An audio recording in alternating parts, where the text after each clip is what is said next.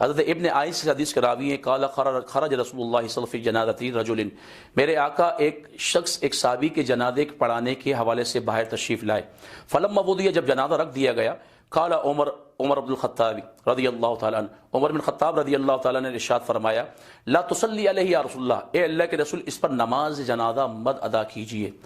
فإنه رجل فاجر، کیونکہ یہ شخص رجل فاجر ہے، فاسق اور فاجر ہے۔ فالتفت رسول اللہ صلی اللہ علیہ وسلم الی الناس، میرے آقا نے توجہ کی صحابہ کرام کی طرف، فقال، میرے آقا نے ارشاد فرمایا، هل رآہ احد منکم علی عمل الاسلام، کیا تم میں سے کسی ایک شخص نے اس شخص کو اسلام کا کوئی عمل کرتے ہوئے دیکھا ہے؟ فقال رجل، ایک شخص کھڑا ہوتا ہے، صحابی کھڑے ہوتے عرض کرتے ہیں کہ قال رجل، نعم یا رسول اللہ، ہاں اے اللہ کے رسول، کہ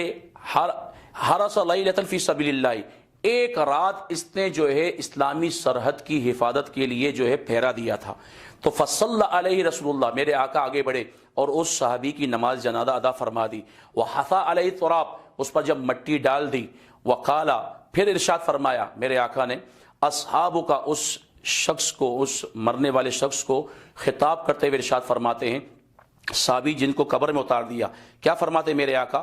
اصحابک یظنون انک من اہل النار، کہ تیرے صحابی، تیرے لوگ، تیرے دوست احباب یہ گمان کرتے ہیں کہ تو جہنمیوں میں سے ہے، لیکن سنو، انا اشہد انک من اہل الجنہ، میں گواہی دیتا ہوں کہ بے شک تو یقیناً جنتیوں میں سے ہے۔ اس وقت میرے آقا عمر فاروق اعظم کی طرف متوجہ ہوتے ہیں، وقال یا عمر، اے عمر، انک لا تسأل عن اعمال الناس، کہ بے شک تجھ سے لوگوں کے اعمال کے متعلق سوال نہیں کیا جائے گا، ہاں وَلَكِن تُسْأَلُ عَنِ الْفِطْرَةِ، لیکن تجھ سے سوال جو ہے عقیدے کے بارے میں کیا جائے گا، تجھ سے سوال جو ہے وہ فطرت اور دین اور ایمان کے بارے میں کیا جائے گا۔ یہی وجہ ہے کہ جب بندہ قبر میں مر کر جاتا ہے، چاہے وہ مومن ہو یا کافر ہو، اس سے سوال ہی عقیدے کے متعلق ہوتے ہیں، نہ کہ اعمال کے متعلق، کہ رب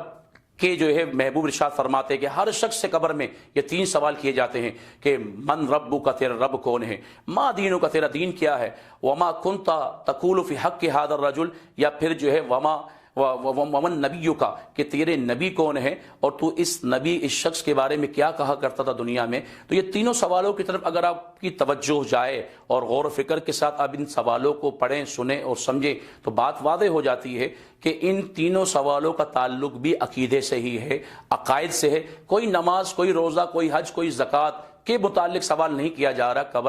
قبر میں بھی سوال کیا جا رہا ہے، تو وہ عقیدے کے متعلق سوال کیا جا رہا ہے۔ تو بات واضح ہو گئی کہ عقیدے کی قدر و منزلت ہے، عقیدے کی اہمیت ہے۔ تو یہ جب عقیدہ درست ہوگا تو اعمال اگرچہ قلیل ہی کیوں نہ ہو، عقیدے کی درستگی کی بنا پر اللہ تبارک و تعالیٰ بخشش فرما دے گا۔ لیکن عقیدہ درست نہیں ہے اور اعمال کی بنیاد، عمارت ہم جو ہے تعمیر کرتے ہی چلے جائیں، لیکن عقیدہ درست نہیں، تو ایسے اعمال کی رب کو پھر حاجت نہیں رہتی۔